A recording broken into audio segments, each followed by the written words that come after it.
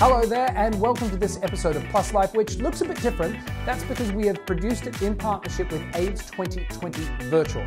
Without further ado, I present AIDS 2020 Virtual and our sit down with Jonathan Van Ness.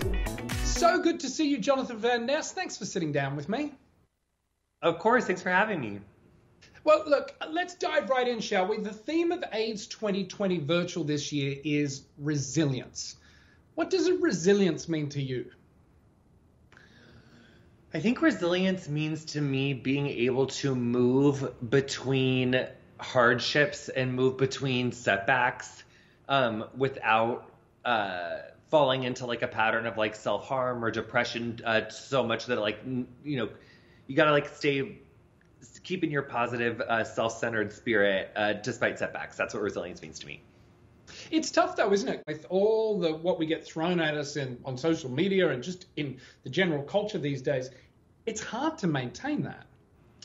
It is hard to maintain that. As someone who identifies as non-binary like myself, I think, dealing with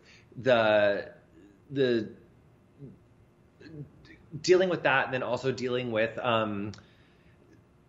what society holds true for people, the way that things are marketed and the way that things are spoken about. I think that it can be very difficult to stay positive, but I think that for me it's all about what joy-filled activities can I do to kind of make that a little bit easier. So it's like, can I do a little tiny bit of yoga? Can I do like a little bit of a bit of cooking? Can I do some self-care to help myself navigate some of those hardships and setbacks that are so often encountered by gay men, non-binary people, especially when you're dealing with HIV.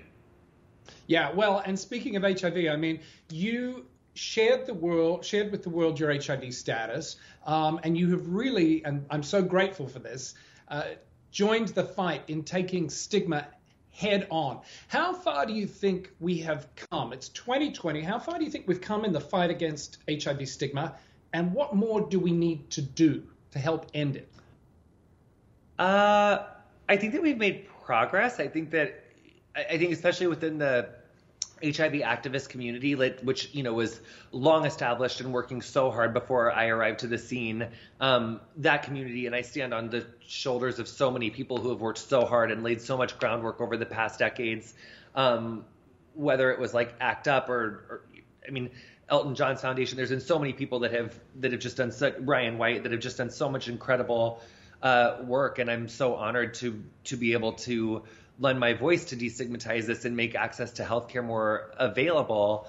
But I also think that as far as progress is concerned, I think that where people are willing to have conversations, I think that there has been progress. But I think that to those communities where they are not willing to have conversations, especially in the United States, very Republican controlled state legislatures, I think that we have not had a lot of progress. And I think that people that have HIV still face criminalization, access to healthcare, access to housing, all sorts of issues that make living with HIV so much harder, especially for trans and non-binary people.